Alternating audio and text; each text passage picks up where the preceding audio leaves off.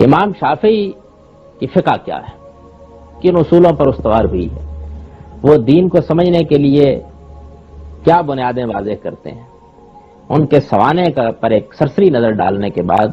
اب اس کو بھی دیکھ لیجیے۔ امام یہ کہتے ہیں کہ دین میں اصل چیز تو کتاب و سنت ہی ہے، اور کتاب و سنت کے بارے میں بھی وہ بالکل واضح ہیں کہ جہاں تک کتاب کا تعلق ہے وہ اصل ہے اور سنت اس کی فرع ہے۔ وہ اس معاملے میں بالکل واضح ہیں کہ کتاب اصل ہے اور سنت اس کا بیان ہے۔ یہ بھی وہ بار بار کہتے ہیں کہ میں احکام کے عکس کرنے کے معاملے میں ان کو ہم رتبہ باندھتا ہوں، باقی اعتبارات سے بہرحال قرآن کی فوقیت واضح ہے۔ یہ بھی ان کے فتاوی سے بالکل واضح ہو جاتا ہے، اور اصول پر جو انہوں نے بحثیں کی اس سے بھی واضح ہو جاتا ہے کہ عقائد کے معاملے میں وہ یہی رائے رکھتے ہیں کہ اصل قرآن ہی ہے، لیکن جہاں تک دوسرے احکام کا تعلق ہے ان کے عکس کے لیے وہ سنت کو اسی طرح ماخذ باندھتے ہیں جس طرح اس پوری کی پوری امت ہمیشہ سے سنت کو ماخذ باندھتی رہی ہے۔ قرآن اور سنت سے وہ مراد بھی یہ لیتے ہیں کہ وہ قرآن جو ہمارے پاس موجود ہے اور وہ سنت جو نبی صلی اللہ علیہ وسلم سے ثابت ہے۔ سنت کا لفظ اس معاملے میں بحثیت مجموعی بولتے ہیں۔ رہا اس کے بعد اخبار احاد کا معاملہ تو اس پر میں الگ سے ان کا نقطہ نظر واضح کروں گا۔ امام شافعی کے زمانے میں یہ چیز ہو گئی تھی کہ بعض لوگوں نے سنت کی حجیت میں اختلاف کرنا شروع کر دیا تھا۔ بعض لوگ تو سرے سے ہی ماننے کے لیے تیار نہیں تھے، جیسے خوارج کے بعض فرقے۔ بعض لوگوں کا معاملہ یہ تھا کہ وہ یہ خیال کرتے تھے کہ وہ حدیثیں جو قرآن مجید ہی پر مبنی ہیں ان کو لے لینا چاہیے، یا وہ سنت جو قرآن مجید ہی پر مبنی ہے اس کو لے لینا چاہیے، باقی سنت سے متعلق توقف بہتر ہے۔ اسی طرح بعض لوگوں کا نقطہ نظر یہ تھا کہ ہمارے پاس جتنا دین موجود ہے وہ بس کافی ہے، اخبار احاد کے پیچھے زیادہ نہیں پڑنا چاہیے۔ اسی طریقے سے مالکیہ کے ہاں یہ چیز بہت عام ہو گئی تھی، جیسے کہ ان پر بحث میں یہ چیز آئے گی بھی کہ وہ عمل اہل مدینہ کو حجت سمجھتے تھے۔ تو امام نے اس زمانے میں اپنی ساری محبت و عقیدت کے باوجود امام مالک کے اس موقف پر بھی نقد کیا ہے، اور اس طرح کے دوسرے فرقوں کے نقطہ نظر پر بھی نقد کیا ہے۔ اور اس میں چونکہ انہوں نے حدیث و سنت کی بہت غیر معمولی مدافعت کی، اس لیے مصر کے زمانہ قیام میں ان کو ناصر الحدیث کے لقب سے لوگ یاد کرنے لگ گئے۔ انہوں نے اپنی کتابوں میں پہلی مرتبہ سنت کی حجیت پر وہ دلائل قائم کیے ہیں کہ جو اب تک دہرائے جا رہے ہیں۔ یہ واقعہ ہے کہ جتنے دلائل بھی اس زمانے تک اور اس زمانے کے محققین تک لوگ دے رہے ہیں وہ سب امام دے چکے ہیں۔ انہوں نے قرآن مجید کی جن آیات سے استشہاد کیا ہے، سنت کی جو حیثیت واضح کی ہے، جس طرح سے مختلف دلائل کے ساتھ اپنے موقف کو موقت کیا ہے، وہ ساری چیزیں اب بھی اسی طریقے سے دہرائی جا رہی ہیں، اور یہ واقعہ ہے کہ اس میں کوئی اضافہ کرنا بہت مشکل ہے۔ ناصر الحدیث کی حیثیت سے ظاہر بات ہے کہ ان کا حدیث اور سنت میں جو مقام قائم ہوا وہ بھی لوگوں کے لیے ہمیشہ پھر بعد کے ادوار میں بہت متاثر کن رہا ہے۔ چنانچہ اہل عراق کی فقہ کے مقابلے میں ان پر اخباری نقطہ نظر کا غلبہ بھی ہوا، جس کا میں بھی ذکر کروں گا۔ تو میں یہ عرض کر رہا تھا کتاب و سنت کو اصل قرار دیتے ہیں۔ اس کے بعد جہاں تک اخبار احاد کا تعلق ہے، امام نے رسالہ میں بھی بڑی بحث کی ہے اس پر کہ خبر واحد حجت ہے، خبر واحد حجت ہے۔ اور یہ واقعہ ہے کہ خبر واحد کے معاملے میں وہ سب کچھ انہوں نے جمع کر دیا ہے کہ جو اب تک لوگ کہہ رہے ہیں، یعنی جتنی دلیلیں بھی اس معاملے میں دی جاتی ہیں کہ ایک آدمی کی خبر حجت ہے۔ حضرت عمر نے کہیں لوگوں سے مطالبہ کر لیا کہ دوسرا آدمی لاؤ، اس پر انہوں نے تنقید کی ہے اور یہ بتایا ہے کہ اصل معاملے کی نوعیت کیا تھی۔ اگر کوئی اور اس طرح کا معاملہ بھی کسی روایت میں آ گیا تو اس پر بھی انہوں نے نقد کر کے یہ بتایا ہے کہ نہیں، ایک آدمی کی خبر کافی ہے، حجت ہے، اس میں دو رائے نہیں ہو سکتی۔ اور ایسے ایسے دلائل انہوں نے جمع کر دیے ہیں کہ یہ کہا جا سکتا ہے، یعنی اختلاف کے باوجود ان کے بعض دلائل سے، کہ بس اس معاملے میں پھر اور کیا کہا جا سکتا تھا، جو کچھ کہا جا سکتا تھا وہ سب وہ لے آئے ہیں اور لا کے انہوں نے ایک جگہ اس کو جمع کر دیا ہے۔ اس زمانے میں بھی جب بحث ہوتی ہے تو جو لوگ واقف ہیں وہ یہ جانتے ہیں کہ لوگ انہی کے جمع کیے ہوئے دلائل کو دہراتے ہیں، وہ اس زمانے میں تھے۔ اور یہ دیکھ لیجئے کہ مکہ میں، بغداد میں، اسی طرح عراق میں، اسی طرح بعد میں مصر میں، یعنی اس وقت کی ساری اسلامی دنیا میں وہ چلتے پھرتے تھے، تو وہاں کے سارے علم سے وہ بہت حد تک واقف ہو گئے تھے۔ چنانچہ اس معاملے میں انہوں نے جو کچھ لکھا اس میں مواد کے اعتبار سے کوئی کمی نہیں ہے۔ البتہ یہ الگ بات ہے کہ ان کی بہت سی چیزیں ایسی ہیں کہ جن پر نقد کیا جا سکتا ہے، یا بہت سی دلیلیں ایسی ہیں کہ جن کو کوئی شخص کہہ سکتا ہے کہ وہ زیادہ مضبوط نہیں۔ چنانچہ اس معاملے میں انہوں نے جو کچھ لکھا اس میں مواد کے اعتبار سے کوئی کمی نہیں ہے. البتہ یہ الگ بات ہے کہ ان کی بہت سی چیزیں ایسی ہیں کہ جن پر نقد کیا جا سکتا ہے، یا بہت سی دلیلیں ایسی ہیں کہ جن کو کوئی شخص کہہ سکتا ہے کہ وہ زیادہ مضبوط نہیں. یہی وہ زمانہ ہے کہ جس میں چونکہ وہ لغت کے اعتبار سے بہت بحث کر لیتے تھے، دوسرے ائمہ اس طرح نہیں کرتے تھے. علم معانی کے اعتبار سے بھی بعض اوقات اپنے حریف کو بالکل زج کر دیتے تھے. اسی طرح فقہ میں تو خیر وہ اصول کے بانی ہیں، لہذا عام خاص نسخ اس طرح کی اصطلاحات اور ان کی وضاحت بہت کرتے رہتے تھے. تو احمد بن حنبل نے ان پر تبصرہ کیا تھا کہ ہمارے ہاں امام شافعی بڑے فلسفی ہیں، لغت میں، معانی میں، فقہ میں تو خاص طور پر ان کی حیثیت ایک فلسفی خالص کی ہے. انہوں نے تبصرہ کیا، یعنی مطلب ان کا یہ تھا کہ جس طریقے سے فلاسفہ نے دنیا کی مختلف چیزوں پر غور کرنے کے بعد ان کے اصول دریافت کیے ہیں، تو یہ پہلا آدمی ہے اس امت میں کہ جو یہ کام کر رہا ہے. چنانچہ اہل علم جب یہ کہتے ہیں کہ جو کام ارسطو نے کیا ہے وہی کام کم و بیش امام شافعی نے ہمارے یہاں کیا ہے. اس نے بھی جب یہ دیکھا کہ لوگ استدلال تو کرتے ہیں لیکن استدلال کو ایک فن کی حیثیت حاصل نہیں ہے، تو وہ خلوت میں گیا اور منطق تصنیف کر کے لے آیا. بالکل یہی معاملہ امام نے کیا. لوگ اگرچہ فتوے دے رہے تھے، رائے دے رہے تھے، اپنا نقطہ نظر بیان کر رہے تھے، عام خاص سب ہو رہا تھا، لیکن یہ کہ اس کے لیے اصول چونکہ ترتیب نہیں پائے تھے تو انہوں نے اسی طرح سے اس کے اصول ترتیب دیے اور اصول فقہ کے بانی کی حیثیت سے اس فن کی بنا ڈال دی. میں یہ عرض کر رہا تھا کہ امام نے اس زمانے میں حدیث کی جو نصرت کی اور جس طرح سے اپنا موقف واضح کیا اس میں افراط و تفریط بھی ہوئی ہے. تاہم کتاب و سنت کو میں یہ عرض کر رہا تھا کہ وہ ماخذ مانتے ہیں، اس کو اصل حجت قرار دیتے ہیں، اسی سے اولاً استنباط کرتے ہیں. جب وہ اس سے استنباط کر لیتے ہیں تو پھر اس کے بعد وہ کسی اور چیز کی طرف نگاہ اٹھا کر نہیں دیتے. یہ چیز پہلی دلیل کی حیثیت ان کے یہاں رکھتی ہے. دوسری چیز اجماع فقہا ہے. امام شافعی نے اجماع پر بڑی بحثیں کی ہیں اور یہ اجماعی ہے کہ جس کے بارے میں یہ کہا جاتا ہے کہ امام شافعی نے سب سے پہلے قرآن سے اس کی دلیل تلاش کی. یعنی وہ جو مشہور آیت ہے من یتبع غیر سبیل المؤمنین، یہ کہا جاتا ہے کہ امام شافعی نے سب سے پہلے دریافت کی. لیکن اجماع سے امام شافعی کیا مراد لیتے ہیں؟ یہ واقعہ ہے کہ اس موضوع پر ان کی بحثیں پڑھنے کے بعد بڑی عجیب صورتحال سامنے آتی ہے. وہ اجماع کی حجیت پر دلائل دیتے چلے جائیں گے. کوئی آدمی ان کے سامنے یہ کہہ دے گا کہ فلاں معاملے میں اجماع ہے تو اس کا تار و پود بھی اسی طرح بکھیریں گے جس طرح اجماع کی حجیت پر دلائل دے رہے ہوتے ہیں. یعنی اس کے اوپر وہ معارضہ کریں گے کہ اس کے پاس کہنے کے لیے کچھ باقی نہیں رہ جائے گا. یہ ان کا عام طریقہ ہے. چنانچہ ایک مناظرے میں ان کے مخالف نے ان سے پوچھا کہ تم اجماع پھر کسی چیز کو مانتے بھی ہو؟ تو ان کا الحمدللہ دیکھو مثال کے طور پر یہ جو نمازیں ہیں یہ اجماعی سے ثابت ہے نا، ساری کی ساری. آخر زکوٰۃ کی مقادیر اجماعی سے ثابت ہے نا. یہ ان کے تمام مناظروں کو پڑھنے کے بعد میں ایک طالب علم کی حیثیت سے جس نتیجے پر پہنچا ہوں وہ میں عرض کر دیتا ہوں. اصل میں بات یہ ہے کہ ایک چیز قرآن مجید کا متن ہے، ایک چیز سنت ہے جو نبی صلی اللہ علیہ وسلم نے قائم کر دی. اب یہ مسئلہ پیدا ہوتا ہے کہ قرآن کا منشا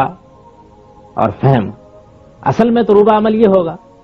تو منشا و فہم کے معاملے میں اختلاف کا امکان ہوتا ہے. وہ کون سی چیز ہے کہ جو منشا کے معاملے میں بھی اور فہم کے معاملے میں بھی فیصلہ کن ہو جائے؟ امام شافعی اسی طرح کی چیزوں کے معاملے میں اجماع کا لفظ استعمال کرتے ہیں. وہ یہ کہتے ہیں کہ قرآن نبی صلی اللہ علیہ وسلم پر نازل ہوا اور نبی صلی اللہ علیہ وسلم پر نازل ہونے کے بعد ظاہر بات ہے کہ یہ تو نہیں ہوا کہ وہ خلا میں رہ گیا، اس کے بعد اس پر عمل ہونا شروع ہو گیا. اب وہ حکم جو رسول اللہ صلی اللہ علیہ وسلم کے زمانے سے ان کے زمانے تک بالاجماع منتقل ہو گئے ہیں وہ باعث نزاع نہیں ہو سکتے، یعنی ان پر کوئی بحث نہیں ہو سکتی. وہ اصل میں اجماع کی اصطلاح انہی مواقع پر استعمال کرتے ہیں. یعنی ایک شخص فرض کر لیجئے کہ آج صلاۃ پر بحث کرنا شروع کر دے اور یہ کہنا شروع کر دے کہ قرآن مجید میں جیسا صلاۃ کا حکم دیا گیا ہے اس کے معنی یہ اور یہ ہیں، تو صلاۃ کا لفظ تو قرآن میں موجود ہے، اس کا مسمى کیا ہے وہ امام شافعی اس موقع پر یہ کہتے ہیں کہ یہ تو اجماع سے میں واضح ہے کہ اس کا مفہوم یہی. یوں سمجھ لیجئے کہ نبی صلی اللہ علیہ وسلم سے جو دین منتقل ہوا ہے، امام شافعی اس دین کے اس حصے کے بارے میں اجماع کا لفظ بولتے ہیں کہ جو بغیر کسی اختلاف کے منتقل ہو، اور اس میں ظاہر بات ہے کہ یہ سب چیزیں آتی ہیں. چنانچہ یہی وجہ ہے کہ جب ان کو معارضہ پیش آیا تو انہوں نے جو مثال دی وہ مثال وہی تھی کہ نماز، آخر 5 نمازیں پڑھتے ہیں ہم، ظہر کی 4 رکعتیں، یعنی مثالیں دینے سے معلوم ہو جاتا ہے کہ اصل میں کیا کہنا چاہتے ہیں. تو اجماع فقہا یعنی اس میں وہ یہ کہہ دیتے ہیں کہ یہ مطلب نہیں ہے کہ اس میں اگر فرض کر لیجئے کہ کوئی عام آدمی یا ادھر ادھر کا کوئی آدمی اختلاف کر رہا ہے، علماء فقہا امت کے جلیل القدر لوگ اگر رسول اللہ صلی اللہ علیہ وسلم سے کسی بات کو بے اجماع منتقل کر رہے ہیں تو پھر اگر کسی ایک آدھ آدمی نے اختلاف کیا تو لا یعبر ہوگی، یہ چیز ثابت ہو جائے گی دین میں۔ اس کے بعد ان کے ہاں تیسری چیز، کتاب و سنت کو کیونکہ وہ ایک قرار دے دیتے ہیں تو ان کے ہاں تیسری چیز صحابی کا فتویٰ ہے۔ یعنی وہ یہ کہتے ہیں کہ اگر کسی معاملے میں قرآن و سنت کا کوئی حکم معلوم نہیں ہے اور اسی طریقے سے قرآن و سنت کا کوئی فہم اجماع سے بھی منتقل نہیں ہوا اور کسی صحابی کی رائے معلوم ہو گئی اور کسی دوسرے صحابی نے اس سے اختلاف نہیں کیا ہے تو یہ بھی حجت ہوگی۔ اس کے بہت دلائل دیتے ہیں، یعنی وہ یہ کہتے ہیں کہ صحابہ اکرام نبی صلی اللہ علیہ وسلم کے زمانے کو جانتے تھے، ان کے زیادہ قریب تھے، دین کا فہم ان کا ہم سے بہتر تھا، اگر انہوں نے کسی دینی مسئلے میں رائے قائم کی تو اس میں دونوں احتمال ہیں، انہوں نے اجتہاد کیا ہو یا نبی صلی اللہ علیہ وسلم ہی سے کوئی بات ان کے علم میں ہو لیکن وہ روایت کے طریقے پر اس کو بیان نہ کر رہے ہوں، تو بہرحال صائب رائے یہی ہے کہ ان کی رائے کو حجت مان لیا جائے۔ اس کے بعد وہ مسئلہ آ جاتا ہے کہ جہاں صحابہ میں آپس میں اختلاف ہوتا ہے، اس طرح کے موقع پر وہ ترجیح کا اصول قائم کرتے ہیں، یعنی پھر بھی ان کی رائے سے نکلتے نہیں ہیں باہر، ترجیح کا اصول قائم کرتے ہیں۔ یعنی اس موقع پر ان کا رویہ یہ ہوتا ہے کہ وہ مختلف دلائل کی بنیاد پر صحابہ میں سے کسی ایک کی رائے کو ترجیح دیں گے، اس بنیاد پر بھی ترجیح دیں گے کہ ان کے نزدیک وہ رائے اوفق بالقرآن و سنہ ہوتی ہے، اس بنیاد پر بھی ترجیح دیں گے کہ وہ رائے جس اصول پر مبنی ہوتی ہے اس اصول کی کچھ روشنی ان کو قرآن و سنت سے مل جاتی ہے۔ اسی طریقے سے بعض مواقع پر وہ اس طرح کی کسی رائے کو روایت کی نسبت کے اعتبار سے بھی ترجیح دے دیں گے اور شخص صحابی کے اعتبار سے بھی ترجیح دے دیں گے، یعنی ظاہر بات ہے کہ ایک عام صحابی کی رائے کے مقابلے میں وہ حضرت عمر کی رائے کو ترجیح دے دیں گے۔ تو ترجیح کی بہت سی صورتیں ہوتی ہیں، تاہم اس موقع پر بھی وہ اس سے باہر نہیں نکلتے ہیں۔ پانچویں چیز ان کے ہاں قیاس ہے، یعنی امام شافعی بھی قیاس کے قائل ہیں اور یہ واقعہ ہے کہ اس معاملے میں انہوں نے بڑی واضح باتیں کہی ہیں، نہ صرف یہ کہ کہی ہیں بلکہ قیاس کیا بھی ہے، لیکن قیاس ان کے ہاں اس قدر وسیع نہیں ہے جس طرح کہ ہم مثلا حنفیہ کے ہاں پاتے ہیں۔ وہ یہ کہتے ہیں کہ میں قیاس کی صرف اسی صورت کو قبول کرتا ہوں کہ جو بالکل صریح ہو، جس میں قرآن و سنت میں اس کا مبنا بہت واضح طور پر موجود ہو، اور اس صورت میں جب میں قیاس کرتا ہوں تو در حقیقت میں قرآن و سنت ہی کے اس پہلو کو جب بصراحت بیان نہیں ہوا اس کو قبول کرتا ہوں۔ اگر ان تمام ماخذ پر ایک نظر ڈالی جائے تو امام شافعی در حقیقت اپنے ان تمام ماخذ کے بارے میں اپنی آراء سے یہ واضح کر دیتے ہیں کہ ان کے نزدیک دین کا اصل ماخذ قرآن و سنت ہی، یعنی قرآن تو واضح ہے، سنت واضح ہے، اس کے بعد اگر کسی صحابی کا فتویٰ ہے تو اسی دلیل پر اس کو مانتے ہیں کہ رسول اللہ صلی اللہ علیہ وسلم کی سنت کو یہ ہو سکتا ہے کہ جانتے ہوں لیکن ہمارے پاس وہ روایت کی صورت میں نہ پہنچی ہو۔ اور قیاس کے معاملے میں بھی جس طرح کہ میں نے عرض کر دیا، انہیں اس بات پر اصرار ہے کہ یہ قیاس دنیا کے عام معاملات پر نہیں ہونا چاہیے بلکہ اس قیاس کی بنا بالکل واضح طور پر قرآن و سنت کے اندر پائی جانی چاہیے، تو دین کا ماخذ وہ اسی کو مانتے ہیں۔ یہ امام شافعی کی فقہ کے اصول ہیں۔ امام شافعی جس زمانے میں پیدا ہوئے ہیں اس زمانے میں علم کلام کے بعض موضوعات بھی مناظروں کا موضوع بن گئے تھے اور اس پر بھی بہت جدال برپا تھا، چنانچہ اس وقت کے بڑے بڑے معاملات میں بھی ان کی رائے ہمیں معلوم ہے۔ قرآن مجید کو امام احمد بن حنبلی کی طرح غیر مخلوق مانتے تھے، اس پر انہوں نے دلائل بھی دیے ہیں۔ قیامت میں رؤیت باری کے وہ قائل تھے، یعنی یہ کہ اللہ تعالیٰ قیامت کے دن اپنے چہرے سے نقاب الٹیں گے اور اہل ایمان ان کو دیکھیں گے، دیکھنے کی صورت کیا ہوگی یہ ایک الگ چیز ہے لیکن بہرحال رؤیت ہوگی قیامت میں، اس کے وہ قائل تھے۔ اسی طریقے سے اس زمانے کی ایک بڑی بحث یہ تھی کہ کیا مسلمانوں کے خلیفہ کو قریشی میں سے ہونا چاہیے، تو امام شافعی کی رائے بھی یہ تھی کہ خلیفہ کو قریشی میں سے ہونا چاہیے۔ یہ بحث بھی اس زمانے میں پیدا ہو گئی تھی کہ خلفائے راشدین میں ترتیب فضیلت کیا ہے، اور اس پر بڑے مناظرے گرم رہتے تھے، یعنی ابو بکر صدیق رضی اللہ عنہ حضرت علی سے افضل ہیں یا حضرت علی رضی اللہ عنہ ان پر فضیلت رکھتے ہیں۔ امام شافعی اس میں ترتیب زمانی کے قائل ہیں، یعنی ان کے نزدیک سب سے زیادہ افضل حضرت ابو بکر صدیق رضی اللہ عنہ ہیں، ان کے بعد حضرت عمر رضی اللہ عنہ، اور اسی طرح جس طرح کے وہ خلیفہ ہوئے۔ یہ بحث بھی اس زمانے میں بہت عام تھی کہ حضرت علی اور حضرت معاویہ کی لڑائی میں کون آدمی برسر حق ہے۔ وہ بہت واضح طور پر حضرت علی کے مؤید ہیں، امیر معاویہ کو وہ صاف صاف باغی کہتے ہیں، ان کی کتاب الام میں اس موضوع کے اوپر بڑی مفصل بحث ہے، جس میں انہوں نے دلائل کے ساتھ اپنا یہ موقف بیان کیا ہے کہ حضرت علی رضی اللہ عنہ ہی حق پر تھے اور امیر معاویہ نے ان کے خلاف فلوا کے بغاوت کی ہے۔ حضرت علی کے وہ غیر معمولی طور پر معتقد تھی، اور میں نے یہ بھی عرض کیا تھا کہ وہ بہت شوق سے اپنا وہ قصیدہ پڑھا کرتے تھے، جس میں انہوں نے کہا تھا کہ اگر حب آل محمد رفض ہے تو پھر میں رافضی ہوں، اور اس پر فرشتے گواہی دیں گے کہ میں رافضی ہوں۔ یہ ظاہر ہے کہ خاص طرح سے اپنی عقیدت و محبت کو ظاہر کرنے کا اسلوب ہے۔ اس زمانے میں جو لوگ شیعہ نقطہ نظر کے حامل تھے وہ اس طرح کے شیعہ نہیں تھے جس طرح کے شیعہ بعد میں وجود میں آئے۔ ان کے نقطہ نظر کیا تھے، ان کی بحثیں کیا تھیں، ان کے مقاصد کیا تھے، یہ ایک الگ موضوع ہے۔ تاہم امام علم کے معاملے میں متعصب نہیں ہوئے کبھی بھی، چنانچہ ان کا اپنا یہ قول موجود ہے کہ میں نے مقاتل سے تفسیر کے بہت سے اہم پہلو سیکھے ہیں، بلکہ انہوں نے یہ کہا کہ تفسیر کے معاملے میں اگر یہ جاننا چاہو کہاں جانا ہے تو ہر چیز مقاتل ہر چیز کا اعال قرار پائے گا، یہ ان کے یعنی اسی پر انحصار کرنا پڑے گا، اور بظاہر ہے کہ زیدی شیعہ ہیں، مشہور تابعین میں سے ہیں، تو اس معاملے میں ان کے اندر کوئی تعصب نہیں تھا۔ جہاں کہیں سے بھی ان کو علم حاصل ہوا ہے انہوں نے پوری دیانتداری کے ساتھ اس کا تتبع کیا اور اس کو حاصل کرنے کی جدوجہد کی ہے۔ اب یہاں اتنی بات اور جان لیجئے کہ کتاب و سنت میں جب کبھی معارضت ہوتی ہے تو امام شافعی کا نقطہ نظر اس معاملے میں کیا ہوتا ہے؟ امام شافعی یہ کہتے ہیں کہ قرآن اور سنت میں اصلاً کوئی معارضہ ہو ہی نہیں سکتا، یعنی یہ کبھی نہیں ہو سکتا کہ سنت قرآن مجید کے خلاف ہو۔ وہ مواقع جن میں یہ معلوم ہوتا ہے کہ سنت قرآن مجید کے خلاف ہے ان میں یہی ہوتا ہے کہ سنت قرآن مجید کے اجمال کو بیان کر رہی ہوتی ہے یا سنت قرآن مجید کے عام کو خاص کر رہی ہوتی ہے، اور اس طریقے سے ایک ایسا آدمی کہ جو یہ نہیں جانتا ہوتا کہ دونوں میں باہمی ربط کیا ہے وہ یہ حکم لگا دیتا ہے کہ یہاں سنت قرآن مجید کے خلاف ہے، ورنہ غور کرنے سے یہ بات معلوم ہو جاتی ہے۔ اور یہ در حقیقت امام شافعی ہیں کہ جنہوں نے عام اور خاص کی یہ اصطلاح قائم کر کے نہ صرف یہ کہ اس زمانے کی بہت سی چیزوں کو سہارا دیا بلکہ اس کے بعد بھی بہت سی دوسری چیزوں کے پیدا ہونے کا باعث بن گئے، جنہوں نے اس بحث کو بہت پیچیدہ بنا دیا ہے۔ میں اس پر ابھی کوئی تبصرہ نہیں کر رہا ہوں۔ یعنی انہوں نے بڑی واضح مثالیں دی کہ جن میں قرآن مجید نے عام لفظ استعمال کیا ہے لیکن اس سے مراد خاص ہے۔ مثلا قرآن مجید کہتا ہے الناس، لیکن اس سے مراد صرف بنی اسماعیل ہوتے ہیں، یہ بالکل واضح ہے، قرائن سے معلوم ہو جاتا ہے۔ اسی طریقے سے قرآن مجید کوئی اور اس طرح کا لفظ استعمال کرتا ہے لیکن سیاق سباق سے یہ واضح ہو جاتا ہے کہ یہ لفظ یہاں عام استعمال نہیں ہوا بلکہ اس سے ایک خاص گروہ مراد ہے۔ اس طرح کی مثالوں سے وہ اپنا موقف واضح کر لیتے ہیں۔ جب اپنا موقف اس طرح کی مثالوں سے ثابت کر لیتے ہیں کہ ایسا ہوتا ہے کہ کبھی کبھی عام صیغہ استعمال ہو جاتا ہے لیکن اس سے مراد خاص ہوتی ہے، تو پھر وہ ان مواقع پر بھی بعض احکام کی تخصیص سنت سے یا حدیث سے کر دیتے ہیں جن میں اس طرح کی کوئی دلیل مقارن یعنی وہیں پڑی ہوئی پیش کرنی ممکن نہیں ہوتی۔ یہ ان کا اور حنفیہ کا مشہور اختلاف ہے۔ احناف یہ کہتے ہیں کہ قرآن مجید کی تخصیص جب ہوگی تو اس تخصیص کے لیے وہی کرینہ ہونا چاہیے،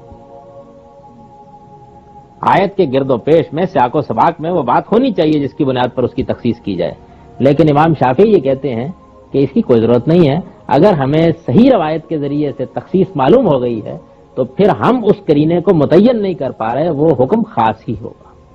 چنانچہ اس کی بنیاد پر وہ اپنا فتویٰ دے دیتے ہیں۔ یہ بڑی مشہور بحث ہے جو ان کے درمیان ہوئی ہے۔ اس زمانے تک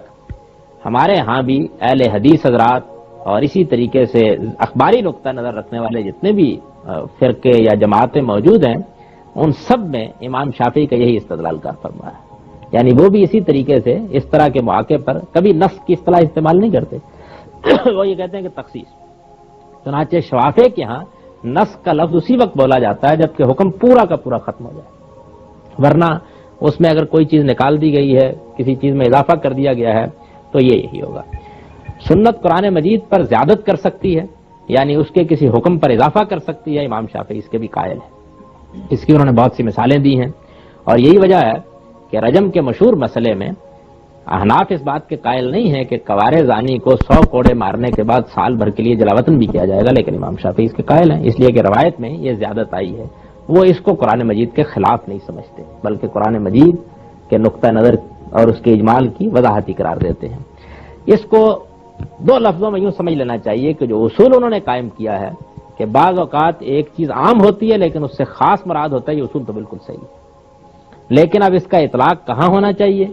اور کہاں نہیں ہونا چاہیے، اس میں جلیل القدر امام سے اختلاف کیا جا سکتا ہے۔ وہ یہ کہتے ہیں کہ قرآن مجید کے کسی حکم کی تخصیص قرآن بھی کر دیتا ہے، سیاق و سباق بھی کر دیتا ہے، قرآن مجید کے اندر کوئی کرینہ بھی کر دیتا ہے، عقل عام بھی کر دیتی ہے،